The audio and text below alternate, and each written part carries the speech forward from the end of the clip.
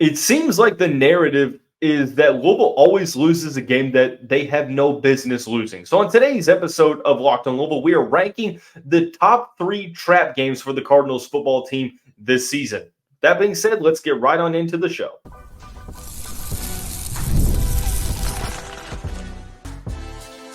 You are Locked on Louisville, your daily podcast on the Louisville Cardinals. Part of the Locked On Podcast Network, your team every day.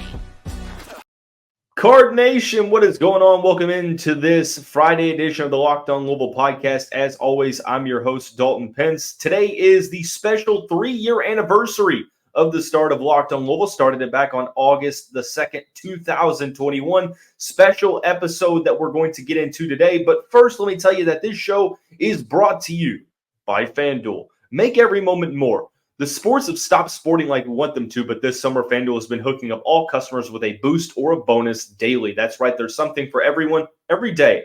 All summer long, visit FanDuel.com to get started. And as always, I want to personally thank you all for making us your first listen of the day. Just a reminder, Locked on Louisville, free and available on all streaming services 5 days a week. Your team every day.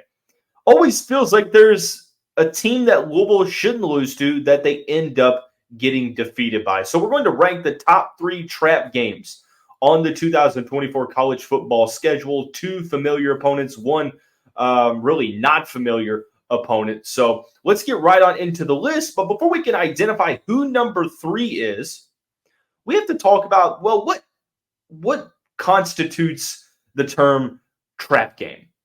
Well, trap game for me is any matchup that A, the Cardinals are favored to win. B, it's one of those to where you really don't consider this a team that Louisville might lose to until they end up losing to them. Like Pittsburgh was a trap game last season.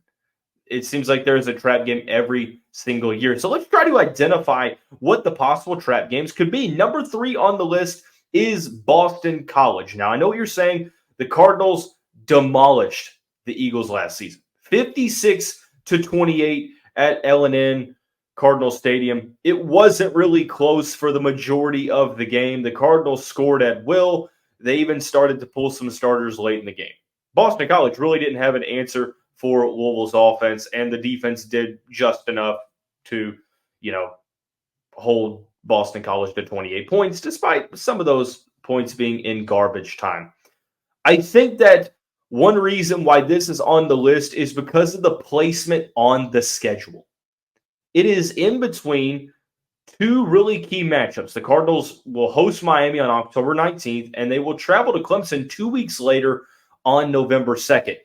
Right smack dab in the middle of those 2 matchups is this Boston College game on the road. Need I remind you that Louisville's always sort of hit or miss. Like they're either really good or they really struggle against this team. And I can't for the life of me understand why that is. And it definitely pertains to playing on the road. This isn't a tough environment up in the Northeast. But for whatever reason, the game is seemingly always sloppy when Louisville travels to play there. And the Cardinals really never get into a rhythm offensively. They turn the ball over and they give up big plays on defense. Now, Boston College last season went 7-6, but Jeff Havley decided that he'd rather be a defensive coordinator than be a head coach in today's college football realm. So Bill O'Brien, interesting name there, offensive coordinator for the New England Patriots, ultimately parted ways with the organization, won a couple of national championships as the OC at Alabama.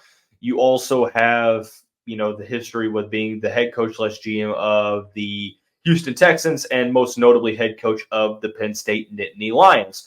I would suspect that Boston College is probably not going to have as good of a season as last year just because the schedule is a little bit more challenging for them.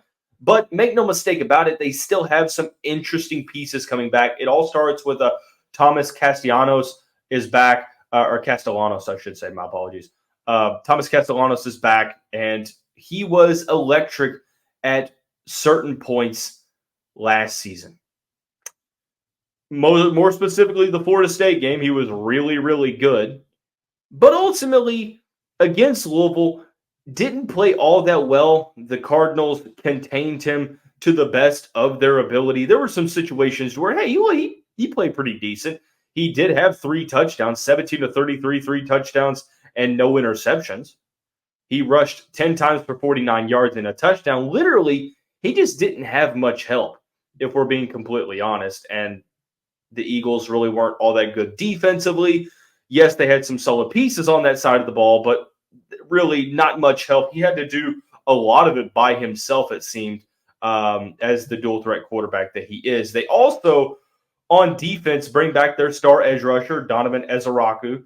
8.5 sacks, 14.5 tackles for loss. So being able to bring back one of the conference's best edge rushers is key.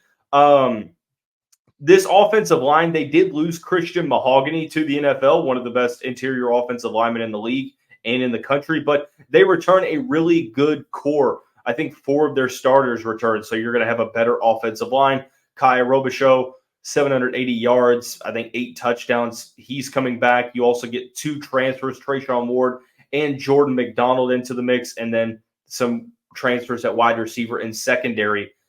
Lead you to believe that on paper, this Boston College team should be respectable. So factor everything together. New coach that could ultimately inject this program with much needed energy.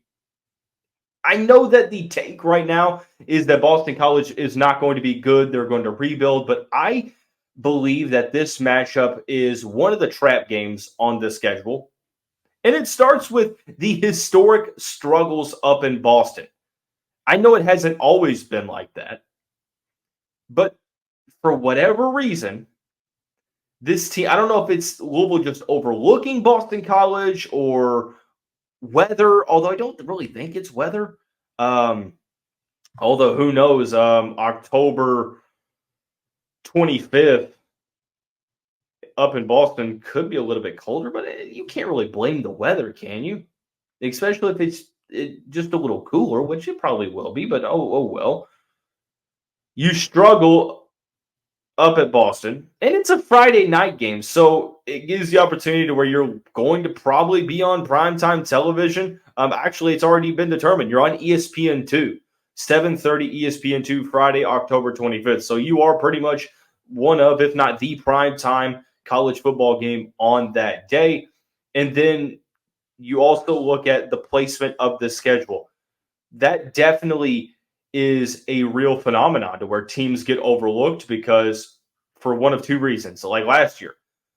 Now, I know that there were more factors that played into this, but you come off the emotional high of defeating Notre Dame to play a Pittsburgh team that you should beat handedly, you end up losing. That's one thing. You play a good team that, you have to emotionally, I'm not saying you have to emotionally get up for because you're probably already up regardless, as it relates to your passion and just the overall vibes for the game.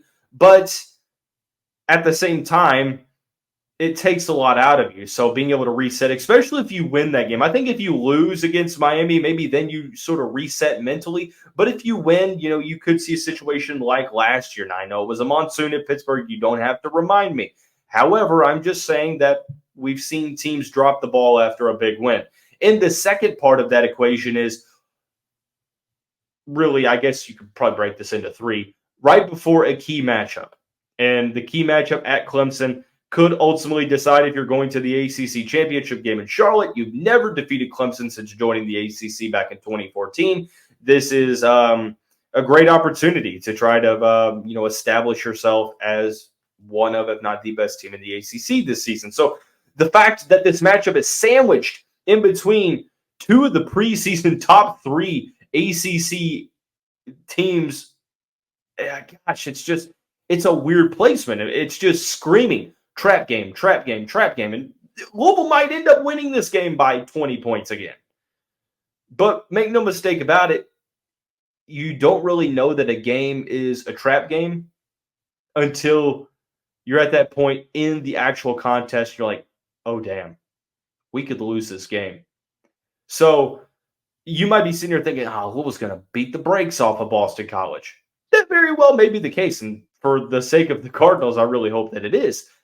But that's sort of the emphasis on the term trap game, is that you're supposed to believe that, yeah, Louisville should be beating this team. But how many times throughout the years can we look back on one, maybe even two games, even in our best seasons, Louisville loses a game that they're not supposed to? And I'll be honest, if you made a chart, and I guess I could have done this, but if you made a chart on the opponents that Louisville lost to that they should have beat since joining the conference in 2014, I think there would be two teams at the very front of the line. Virginia is one of them, and Boston College is right there too.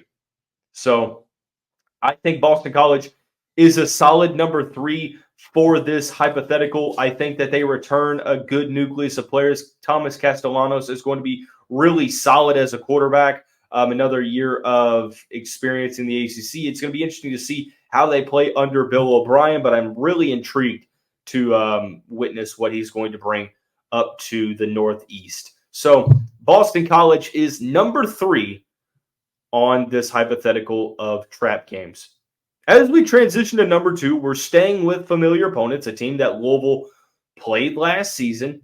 It was a close game. It was one of those type games. And I'm going to tell you who that second team is here in the next segment of Locked On Louisville.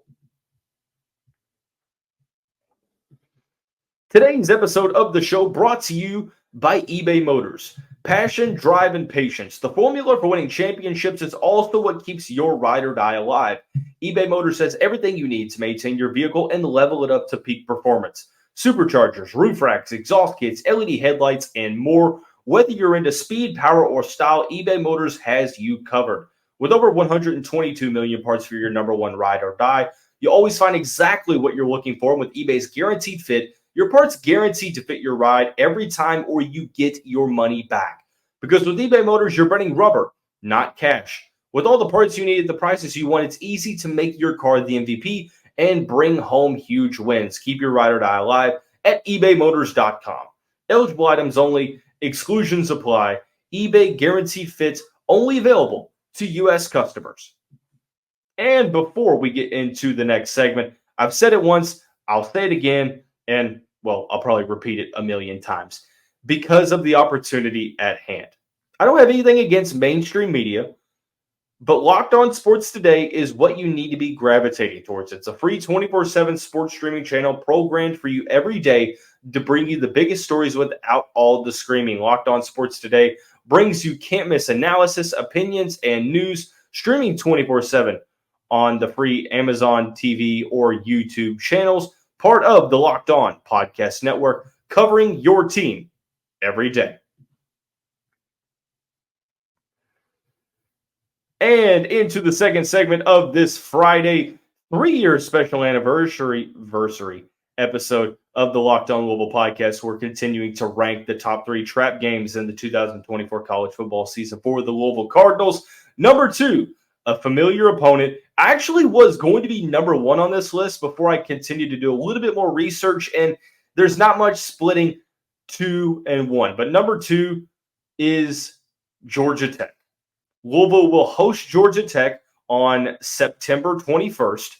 And this was a game that Louisville struggled with last year. I mean, they were down by double digits at halftime down at Mercedes-Benz Stadium in Atlanta. They ended up, really surging in the second half, took over the momentum early on, and squeaked out a victory against Brent Key's team in his first full season as the head coach of Georgia Tech. The Yellow Jackets finished 7-6 last year. They beat North Carolina. They were respectable against Georgia. They beat Miami, although Miami really just sat here, Merry Early Christmas, and handed them the game on that lack of kneeling when you could have just run the clock out. But regardless, they were still in the game, so they competed well against Miami. Georgia Tech is the opponent on this schedule that I think people are completely overlooking the most. Now, they're not getting a ton of preseason love in the ACC, and I understand to an extent because they have a challenging schedule. Like, it is more challenging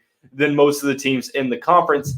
However, this is a team that has a ton of juice around the program. Brent Key was the right hire. There's probably more hype surrounding this Georgia Tech season than any since maybe 2018, and even before that, years before that. So ultimately, they return a good amount on both sides of the football. It all starts out with Haynes King. Haynes King was a challenging assignment for the Louisville defense last season because of his ability to get out and run when he needed to. 2,900 passing yards, was a really solid dual threat quarterback that with another year of experience under his belt, it's going to be challenging for the Cardinals to guard him once again. Now, they also bring in a top ACC rushing attack, actually the top ACC rushing attack from last season. Jamal Haynes had over 1,000 yards and 7 touchdowns last year. Also, Trayvon Cooley is back and will be playing at Cardinal Stadium just on the other sideline now. So you bring back a solid rushing tandem. The receiving tandem of Malik Rutherford and Eric Singleton proved to be a challenging matchup for the Cardinals last year.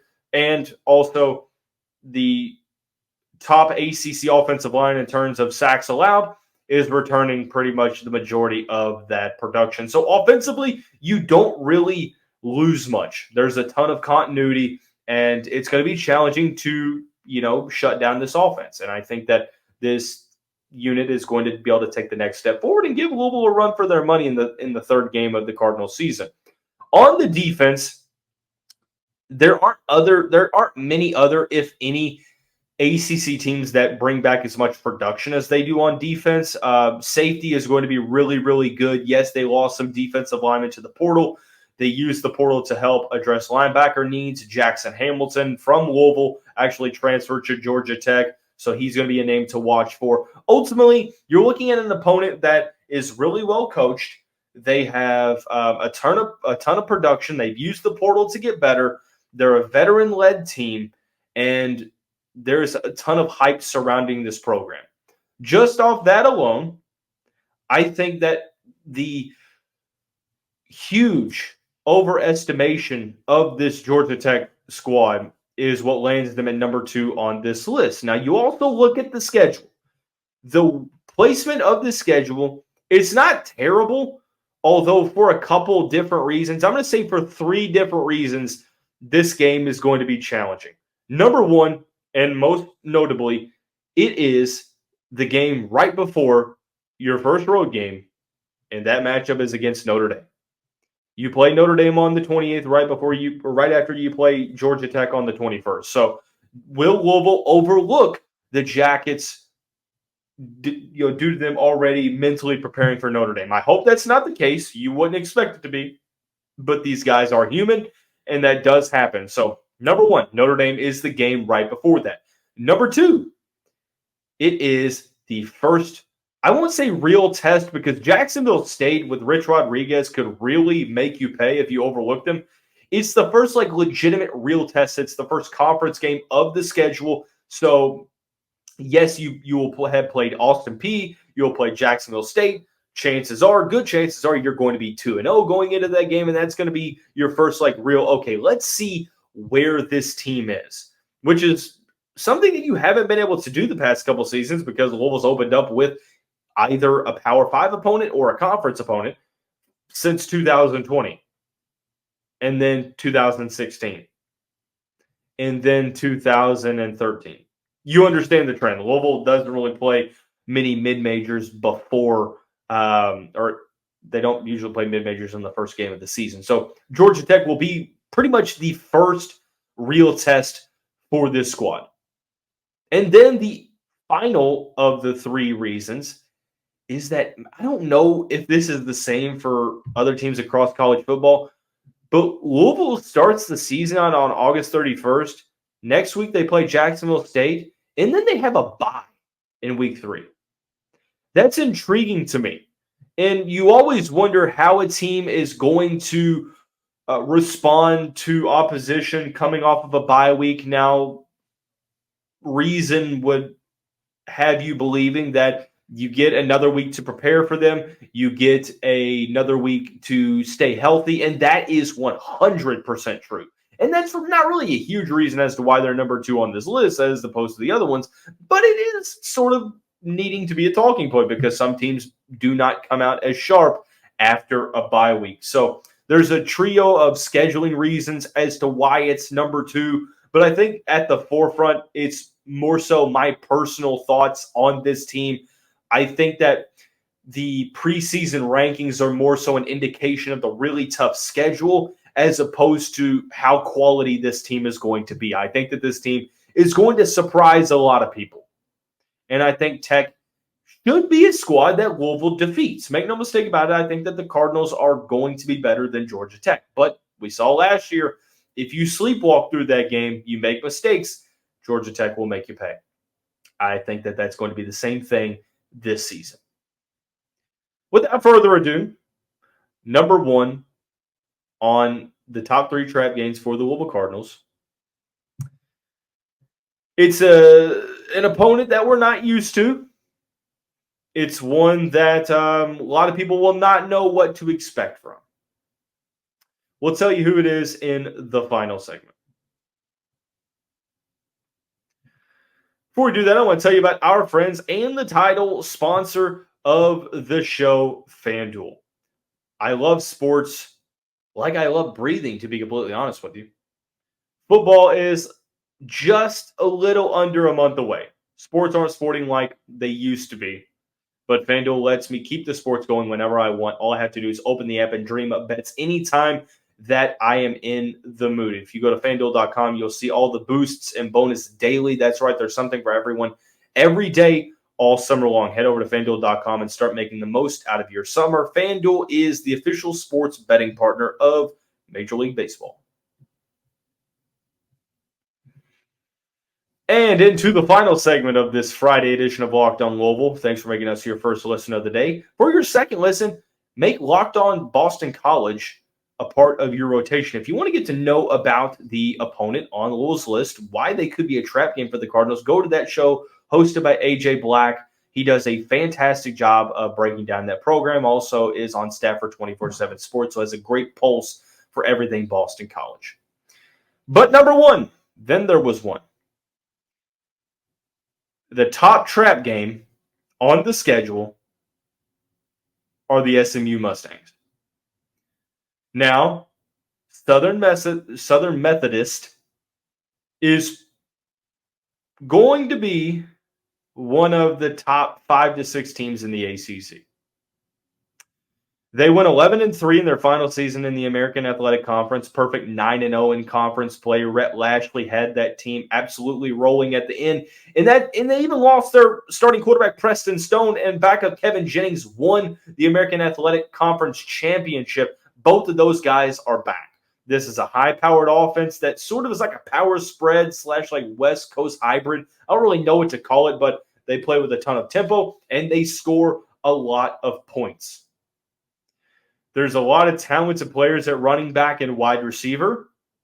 Guys like Kamar Wheaton, really highly rated running back. LJ Johnson Jr. is in the mix. RJ Maryland at tight end is one of the better players at the position, not only in the conference but in the country. Offensive line, sort of like Louisville's. You lost some players, you brought some others in via the transfer portal, and you brought some players, you brought some other guys back. This offense is going to be really, really solid. Defensively, the huge storyline is that Scott Simons, their solid defensive coordinator, decided to return back to Dallas to lead the unit. The Mustangs were top 15 in the country in yards per game allowed. Elijah Roberts is a standout on the defensive line. Alexander Kilgore is a standout at linebacker. They have really good safety position cornerback. There's some it's sort of a revolving door. There's some attrition. They lost some guys at cornerback, their top 2 starting guys. But nonetheless, the defense should be pretty respectable. The thing about it is, or the question that I have is, how is SMU going to fare in a better conference with better competition, with better athletes? Do I think they're going to go 11-3 and 9-0 in conference? No. Do I think that they could win 8 games? That's very much on the table. When the Cardinals play SMU, it's going to be on October 5th, right after Louisville plays Notre Dame. Now, history goes to show you, if Louisville does win that game against Notre Dame, I hope that they do. I think they will. If/when they do, you have to make sure that, look, I know that the Pittsburgh loss was a fluke. It was as fluky as flukes come. But nonetheless, it still was a loss. So coming off that game, it's going to require a ton of emotion and effort and energy, as every game will, but this game even more so. Regardless of what happens, you're going to have short-term memory and channel your energy to SMU. There's a good chance that by this time, or I won't say a good chance because they open up, they open up ACC play with Florida State, and they do have TCU on the schedule as well, BYU too, but Florida State right before the Louisville game. So SMU has Florida State, Louisville has Notre Dame. Thankfully, they host SMU. I think the Mustangs are like the number one team that fans are overlooking. Like, you ask, where are Louisville's losses going to come from? The majority of people will choose one of three teams, Miami, Clemson, and Notre Dame, for good reason. I mean, that's not really that huge of a revelation. However, no one is saying anything about SMU. Let me caution you to not overlook this team. This is a very good squad that is coached really well, explosive offense and a stingy defense. I don't care that it's at home. Yes, that helps. Don't get me wrong, that helps. But it's going to be a really challenging game. It's the number one trap game just because Cardinal fans are overlooking this more than any other contest. There is a possibility. I mean, here's the thing about it. If I think SMU wins their first 3 games of the schedule, or technically 4, they'll actually play a week before Louisville. They'll play on the 24th at Nevada. They'll host Houston Christian. They'll host BYU, TCU, and Florida State. Louisville will be the Mustangs' first road conference game, which will help the team. And again, I'm not saying any of these 3 games are going to be losses, but a trap game is a trap game for a reason. You don't always lose trap games. In fact, you hope to not lose trap games. Indiana last year was a trap game. Louisville won that game. Virginia was a trap game. Louisville won that game. Same thing this year. The more you can eliminate trap games, the better you have a chance at getting back to Charlotte for the ACC championship game. And more importantly, making the 12-team inaugural 12-team college football playoff. It all starts there. Because to ensure that you're going to have a chance, you're going to have to win the games you're supposed to win. You're supposed to win all 3 of these games, and then you have to, overachieve against that next group of Notre Dame, Kentucky, Miami, Clemson. You see where I'm going with this. But to wrap it up, SMU number 1 on the list because I think they're going to be the best team on the schedule that no one is talking about. You're coming off of that matchup against Notre Dame. And it's not going to be as easy as people think. People aren't talking about it enough. I want to hear who your top trap games are. Drop them in the YouTube comment section below. Thanks again for making us your first listen of the day for the past 3 years. It has been a long ride to this point, over 600 episodes. I'm extremely grateful for everyone tuning in, the audience we've gained along the way, and to see how the show has grown. Thanks again. We'll see you right back here next week.